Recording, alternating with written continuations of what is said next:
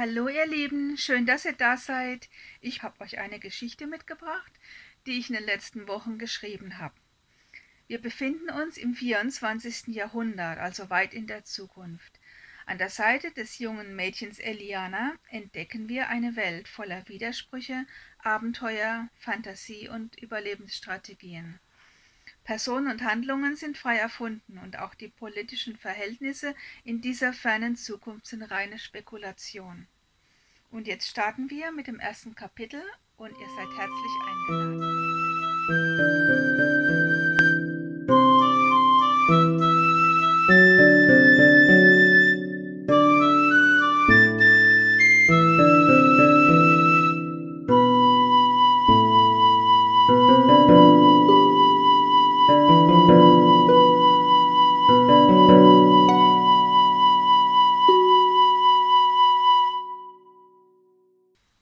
Elianas Reise.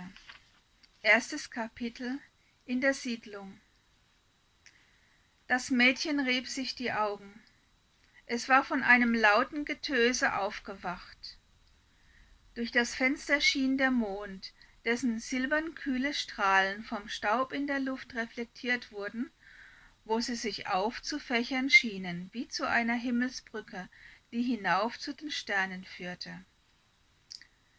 Das Mädchen gähnte und wollte sich umdrehen, um die Bettdecke noch einmal über sich zu ziehen und weiter zu schlafen, als es einen leichten Windhauch verspürte und zur selben Zeit sein Blick nach oben fiel, wo sich der Sternenhimmel über ihr mit seiner vollen Pracht entfaltete. Ein Gewitter bei klarem Sternenhimmel, dachte das Mädchen, sehr ungewöhnlich. Es wollte gerade die Augen schließen, als es auf einmal hochschreckte. Der Sternenhimmel direkt über ihr. Wo war das Dach des Schlafquartiers hingekommen? Der leichte Wind hatte inzwischen den dicken Staub zum größten Teil verweht. In der mondhellen Nacht sah man nun, dass das Fenster nicht mehr das war, was es einmal gewesen war. Die ganze Wand fehlte. Das Mädchen erstarrte vor Schreck und wagte kaum zu atmen.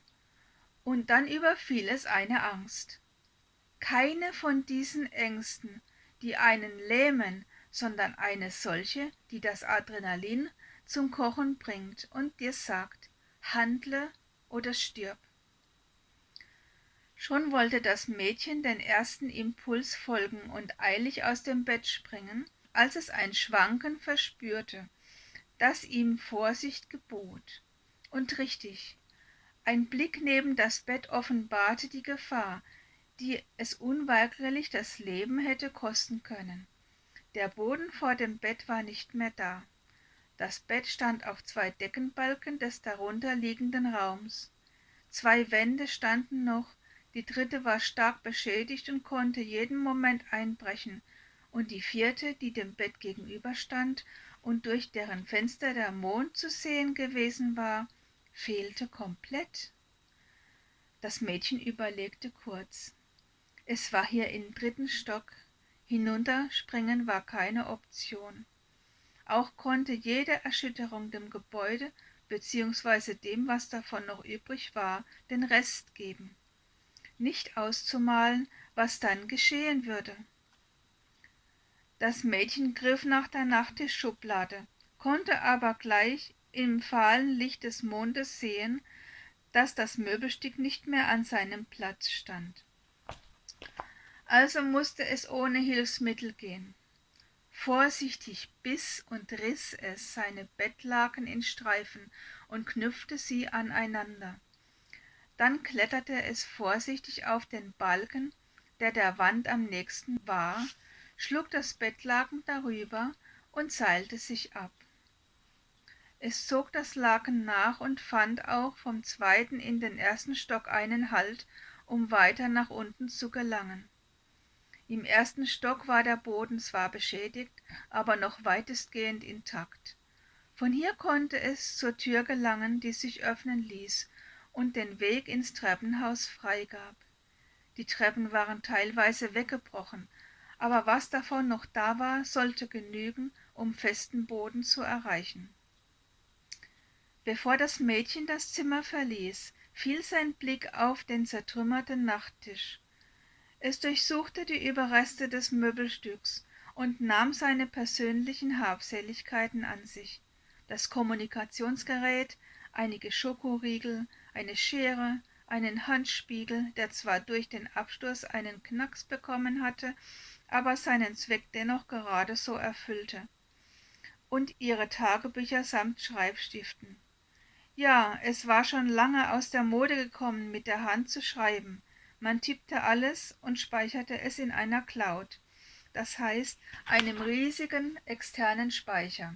Aber nachdem bekannt geworden war, dass diese Informationen sowohl von Hackern gestohlen als auch von den Betreibern missbraucht worden waren und auch die Verwaltungen immer wieder darin ohne zwingenden Anlass herumgeschnüffelt hatten, schrieben die Leute wieder mehr auf Papier, ganz besonders, wenn es um so persönliche Dinge wie Tagebücher ging, oder auch, wenn unter der Hand irgendwelche Sachen getauscht wurden, was eigentlich verboten war, aber jeder machte. Auch das aus Bettlaken zusammengeknüpfte Seil nahm das Mädchen mit. Dann kletterte es über die verbleibenden Reste des Treppenhauses hinaus auf die Straße.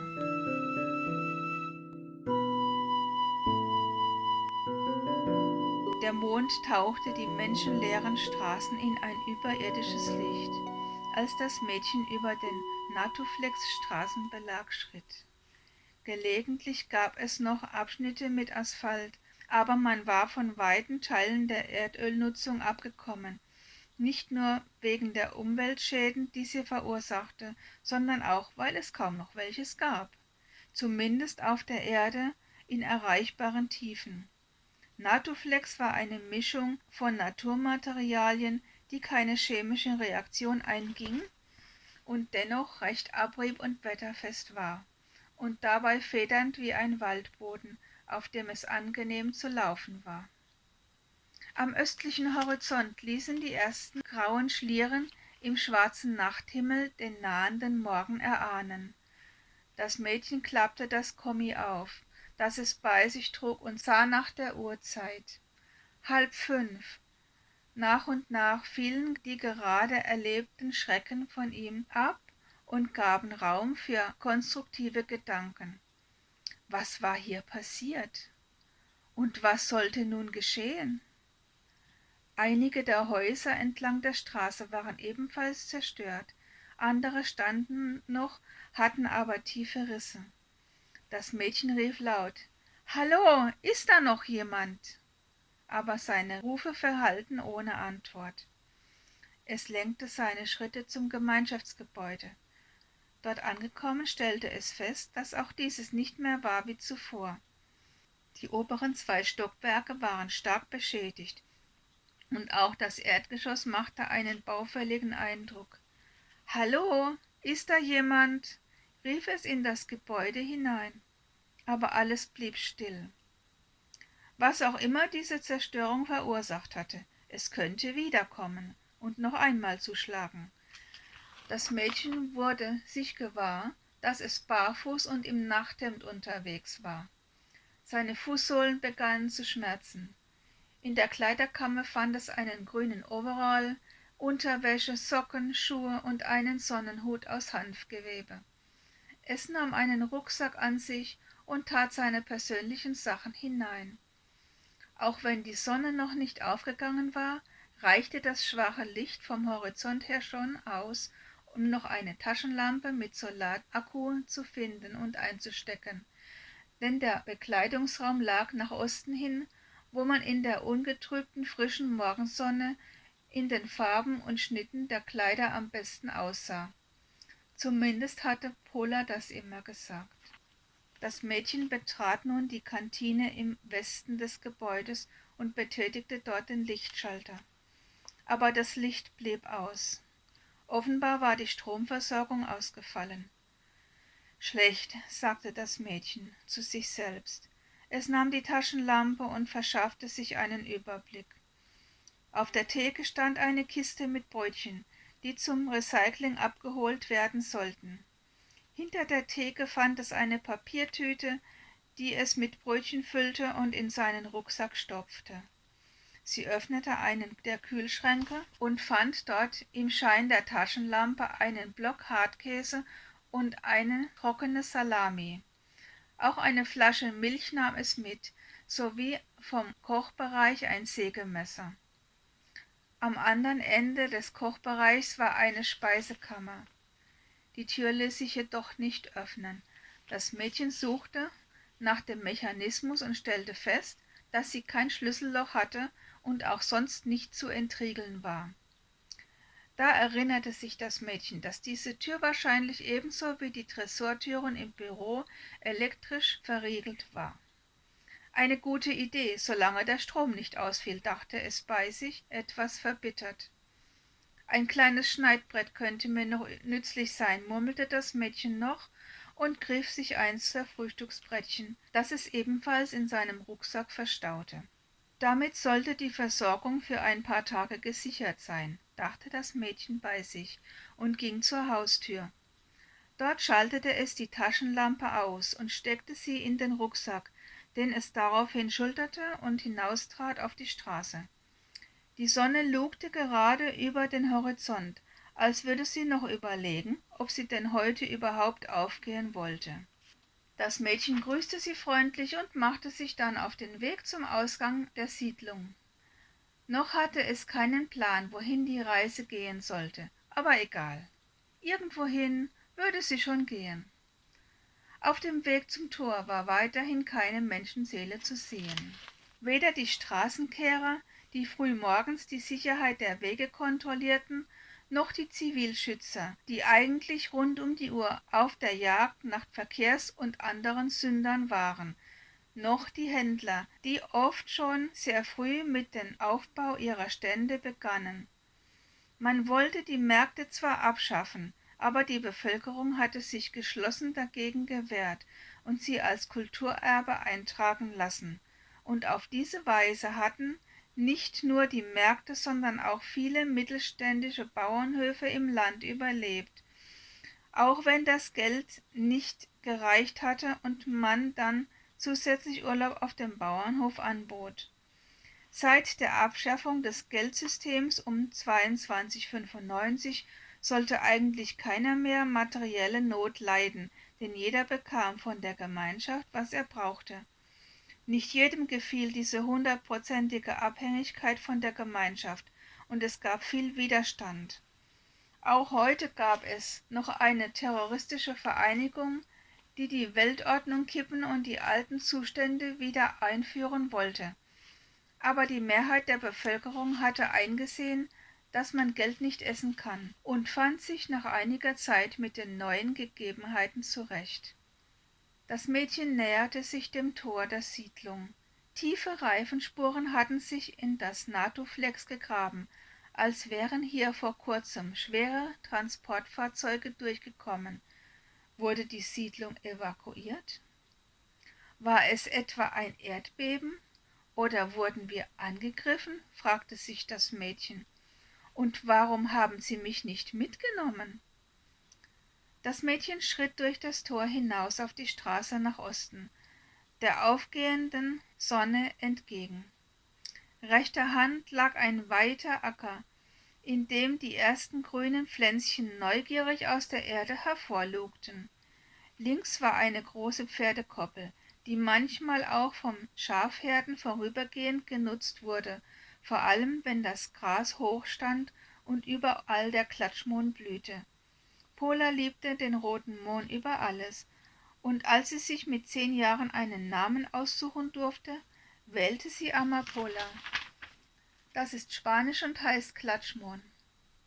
Pola liebte fremde Kulturen und fremde Sprachen und wusste unfassbar viel darüber. Pola war nun auf einer Bildungsreise in Indien. Sie war zwar auch noch sehr jung, sie war 12, wie unser Mädchen, aber in ihrer Gruppe war sie maximal sicher. Ihre Lehrer sagten immer, man dürfe die Begeisterung und Neugier von Kindern und Jugendlichen nicht ausbremsen, und sie hatten damit so recht. Während das Mädchen die Straße entlang schritt, brachen auf einmal Tränen der Erleichterung aus ihr hervor. Wenigstens war Pola in Sicherheit. Pola, die geborene Diplomatin. Pola, ihre beste Freundin. Pola, die ihr einen Namen gegeben hatte. Denn als sie 10 Jahre alt geworden war, hatte sie keine blasse Vorstellung gehabt, wie sie sich hätte nennen wollen. Sie war für eine Ausbildung als Medizinerin vorgesehen, das wusste sie schon sehr früh, aber ihre momentanen Interessen konzentrierten sich auf Geschichte, Gesellschaft und Politik. Pola meinte, sie sei einer Königin und zugleich Priesterin ähnlich und nannte sie nach althebräischem Vorbild Eliana. Eine große Ehre, dachte das Mädchen, und nahm den Namen Eliana mit Freude an. So, ihr Lieben, das Kapitel ist zu Ende, die Reise aber noch lange nicht. Vielen Dank allen, die zugehört haben. Vielen Dank allen, die ein Like oder ein Abo gegeben haben. Und ich freue mich sehr darüber, wenn Resonanz kommt von euch. Und ich bin auf eure Kommentare genauso gespannt, wie ihr gespannt seid darauf, wie es weitergeht mit Elianas Reise. Bis dahin wünsche ich euch alles Gute, fühlt euch gedrückt, habt euch lieb und wir hören uns nächsten Donnerstag mit dem nächsten Kapitel. Macht's gut, ciao.